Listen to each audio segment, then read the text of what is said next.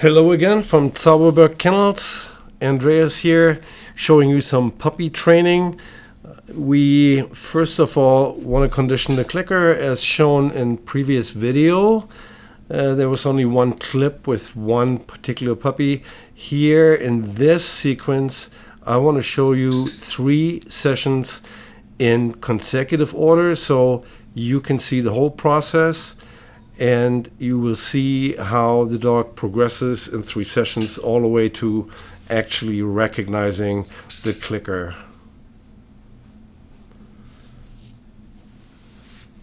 So what we do is we just click. He can't say, I don't hear it.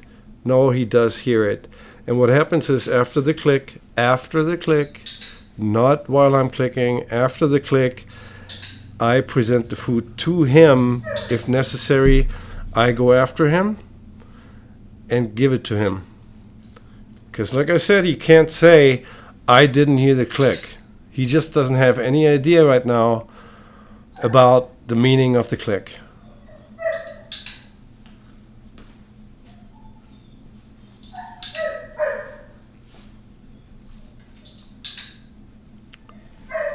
He's a little distracted.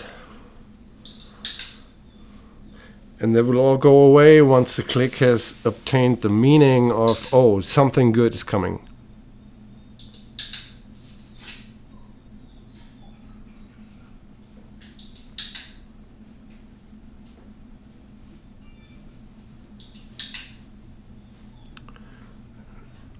And I'm clicking for any change of behavior that the dog is offering.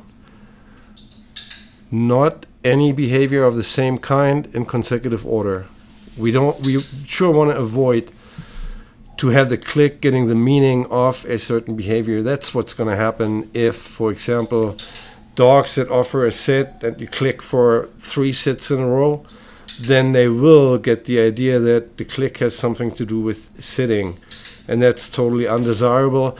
I want to point out again, the click should only have the meaning of announcement that something good is coming, and not that a certain behavior is performed when you hear the click.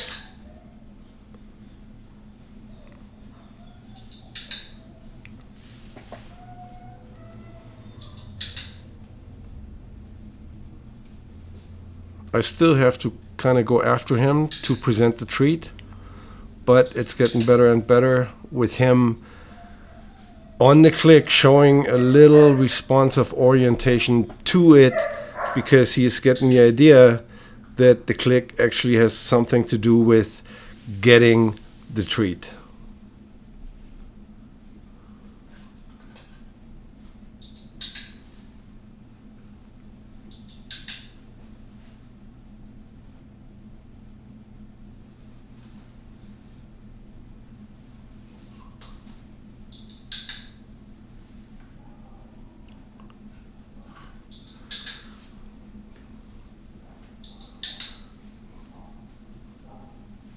What we also hope for is, of course, that once he learns where the source of food is, that he sticks around that magazine, we call it, a little more. That's the end of the first session. Let's see the second one.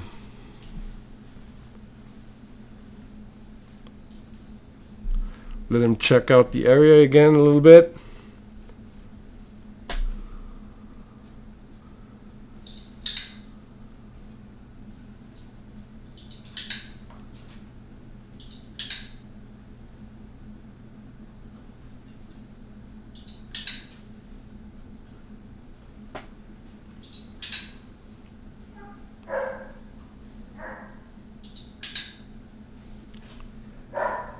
There was some smell on the ground that he was attracted to. So when I clicked, of course, the click wasn't strong enough to make him break it up and come and pick up the treat. So I had to go after him one more time.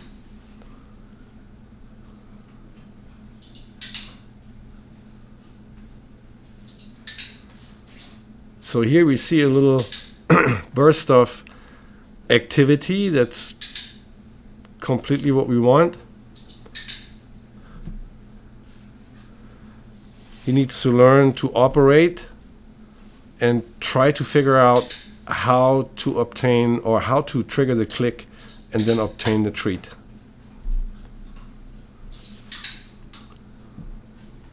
What I also do is, as you hear him crunch on the food, I use his regular meal, the kibble, for that kind of training, and he doesn't get any food anywhere else. So we have a very good chance that he learns, oh, it's eating time, and is highly persuasive of the reward because there's no food anywhere else. It's not like we're starving a dog, but we put the breakfast in the pouch, and that's what you're going to work with. And if you work for it, yeah, you got your whole meal. If your hunger is not great enough and you break it up and you're not interested, then you might have to wait till the next session, and gradually, session by session, we will get a little more persuasiveness every time. Let's just call it engagement. That's a nice word. Engagement with the trainer and with the whole process. See, now he definitely sticks around the source quite more intensely. He's not just walking away and giving in or following smell distractions, or there's a cat in the room behind the mesh door.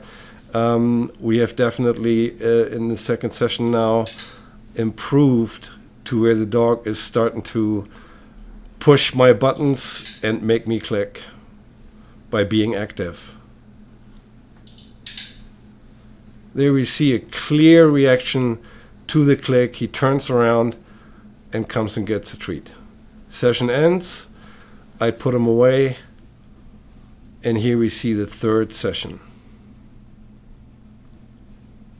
Session always starts with me putting the dog on the ground and ends with me picking up the puppy.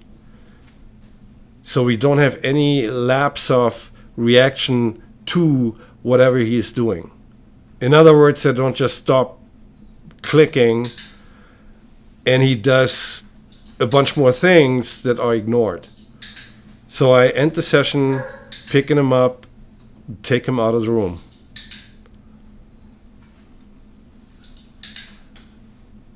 There was a reaction to the click over a distance where he disengaged and turned around and came back after you heard the click. I want to point out that the click should not mean come to me. That's what a lot of people think, because it's a byproduct. If the dog has an idea about what the click means, yeah, of course, if he is not right by the source, he will, after the click, orient himself to the source of food. It doesn't mean that the click should get the meaning of coming to me.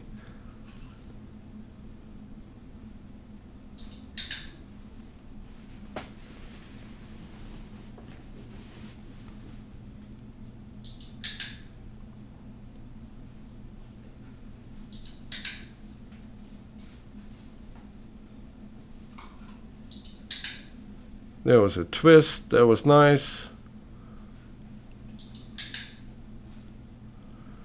And he right now totally sticks to the source and tries more and more to trigger that click and obtain reward.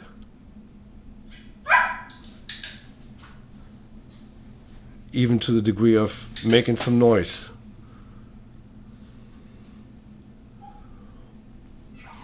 We want to have that activity and encourage it so we can later on, or next session probably, already focus on a certain behavior that we can shape and really target on a behavior that we want to create until we put a cue to it once we have it. There even was a sit. Now I'm not going to click for another sit if he would do it again, and he didn't. Beautiful. So we have isolated the click to the meaning only that the treat is coming.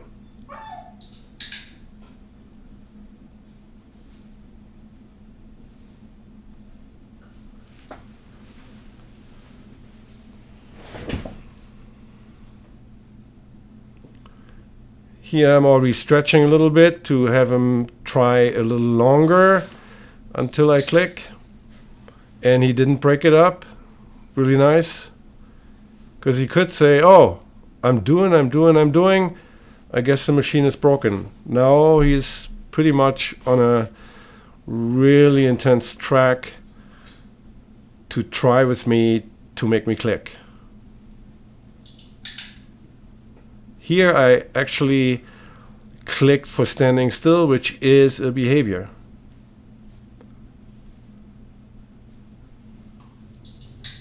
I toss the treat away, he follows it, I click before he gets it, and I click when he turns around and comes back.